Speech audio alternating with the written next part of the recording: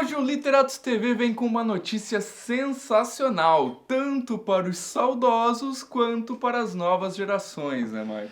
É o retorno do seriado Twin Peaks 25 anos depois. Mas o que é Twin Peaks, Michael? Para quem nunca ouviu falar, Eu acho que vale a pena uma explicação, né? vale, com certeza.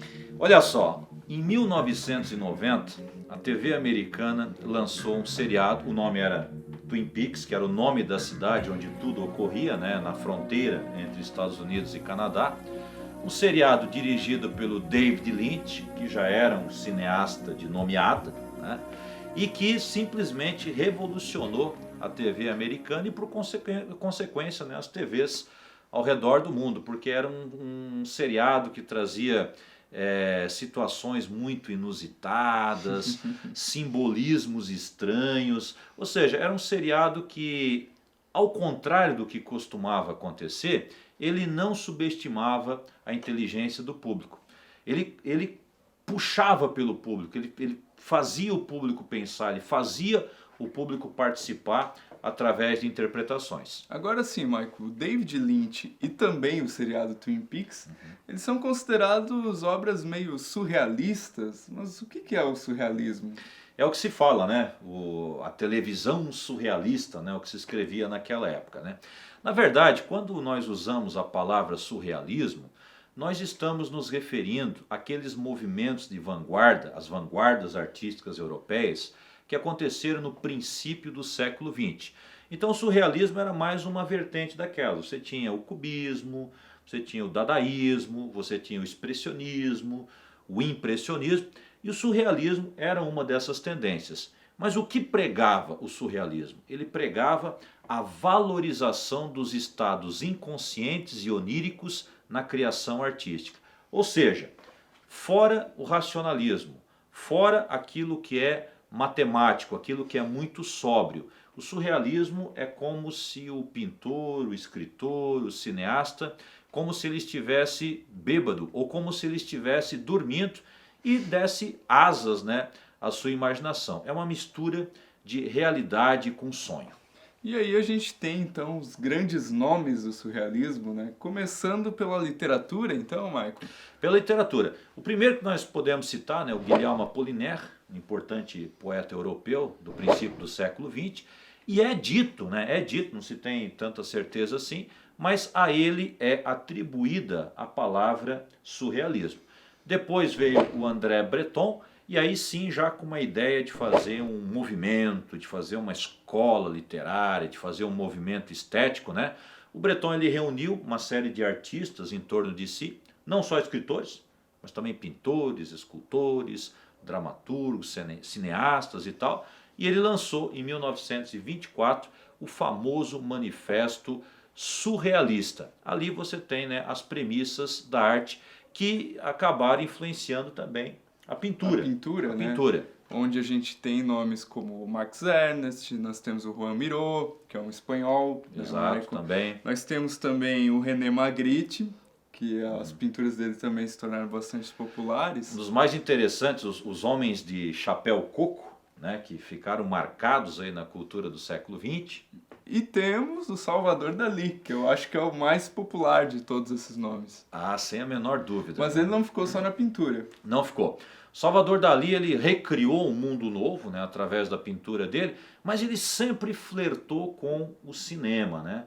Talvez porque os surrealistas, desde o princípio do movimento, né, eles tenham percebido que essa nova forma de arte, né, na época o cinema, seria a forma ideal para expressar as ideias deles. Então, por exemplo, o Salvador Dalí fez um filme em parceria com o Luiz Buñuel, né, Um Cão Andaluz. Esse é um filme modelo, né, do movimento surrealista. O que seria o surrealismo? É um filme louco, o personagem olha para a mão, está saindo formiga da mão, monges, padres são puxados por burros, tem um burro morto em cima de um piano, ou seja, são imagens totalmente surreais. E claro, a mais famosa é a imagem, né, em que o próprio Buñuel, que também atua como ator, ele corta o olho da personagem feminina com uma navalha. Olha só. Mas o Salvador Dalí também desenhou cenários de um filme para o Hitchcock, né, Michael? Hitchcock, hein, Vilton? Volta e meia nós acabamos falando de novo, né, no Hitchcock, porque a presença do Hitchcock na cultura ocidental do século XX é algo simplesmente indelével, né? A gente encontra por todos os lados. Mas o que aconteceu é que no filme Quando Fala o Coração, né, estrelado pelo Gregory Peck, é um filme que trabalha diretamente com a psicanálise freudiana, né? A psicanálise ela é usada para desvendar o crime, né, que acontece no filme. Eu estou citando a psicanálise porque ela foi fundamental, né?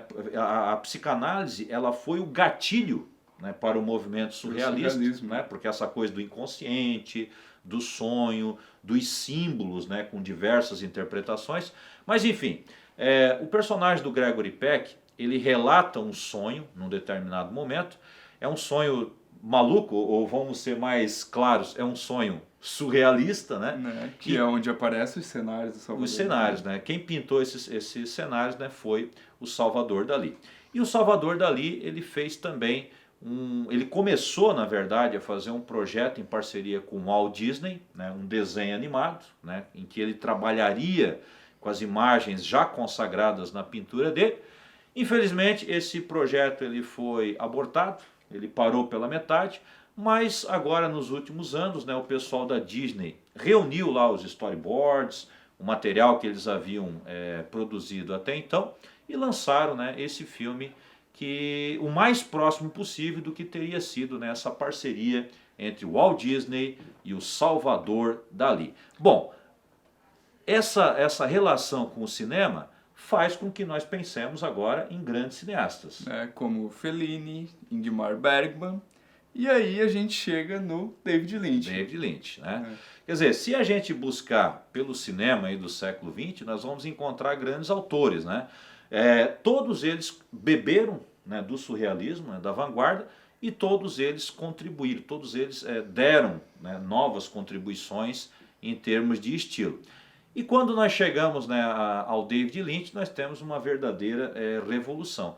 Até porque o Lynch, né, ele sai do cinema americano, né, ele é do cinema americano, um cinema muito pasteurizado, um cinema muito comercial, um cinema que muito focado no popular mesmo, popular, na audiência, né? Na mesmice, né? Ele sempre aposta no mesmo, e de repente aparece um cara como o Lynch, né, que faz um filme completamente diferente, que foi o filme Eraserhead, de 1977, um filme assim meio mambembe, né, uma produção independente, mas que lança, né, uma nova estética no cinema americano e lança o nome do David Lynch. Então, em 1980, o David Lynch é convidado a dirigir um filme chamado O Homem-Elefante, uma história que retrata um famoso caso que talvez você já tenha visto na internet, de um homem que ele era todo deformado e tal.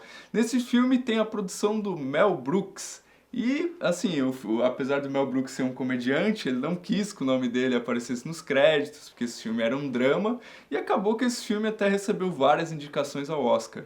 E o Homem-Elefante foi muito importante para o David Lynch, porque o colocou em contato com o produtor Dino De Laurentiis. E aí eles trataram, né, o filme Duna, baseado no romance do Frank Herbert, que infelizmente, né, foi o grande fracasso da carreira do David Lynch. Era um filme grande, era um filme caro, era um filme que foi o tempo todo cortado, né, pelos produtores, né, a filha do Dino De Laurentiis. O David Lynch até hoje, né, ele se arrepende desse filme porque foi um filme que não deu certo na carreira dele, foi um filme que decepcionou os fãs do romance. E o que é curioso é que esse livro, né, do Frank Herbert, ele deveria ser adaptado por um outro cineasta, né, o Alejandro Jodorowsky, também um cineasta de tendências surrealistas, que dirigiu um dos filmes mais alternativos de todos os tempos, que é A Montanha Sagrada, um filme completamente pirado. O Jodorowsky trabalhou muito no roteiro, ele trabalhou em parceria com Moebius, o quadrinista que desenhou os cenários, as naves, né, todo esse material. Infelizmente, né, o Duna nunca foi realizado por essa dupla, mas eles acabaram fazendo muitas outras coisas interessantes no mundo das histórias em quadrinhos. O David Lynch, enquanto isso, partiu para o seu novo projeto, que agora sim era um projeto totalmente pessoal. Que é Veludo Azul, um filme de 1986, onde a gente vê assim bem a estética David Lynch, né? Desde a cena inicial, que ela é bem diferente, né?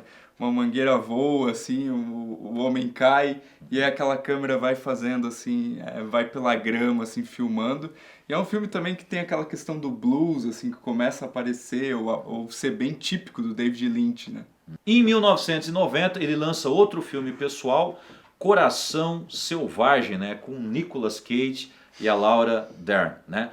O filme ele também ficou muito marcado pela trilha sonora, pelas imagens inusitadas e por constantes referências a um outro clássico do cinema e da literatura, que é O Mágico de Oz. No mesmo ano, David Lynch então vai para televisão com a série Twin Peaks, que na primeira temporada foi um sucesso e na segunda foi um fracasso. E agora, será que com a volta vai decepcionar, vai dar certo? É o meu medo, né? É o meu medo, mas agora só esperando, né, para ver, né? É ver para depois, né, avaliar.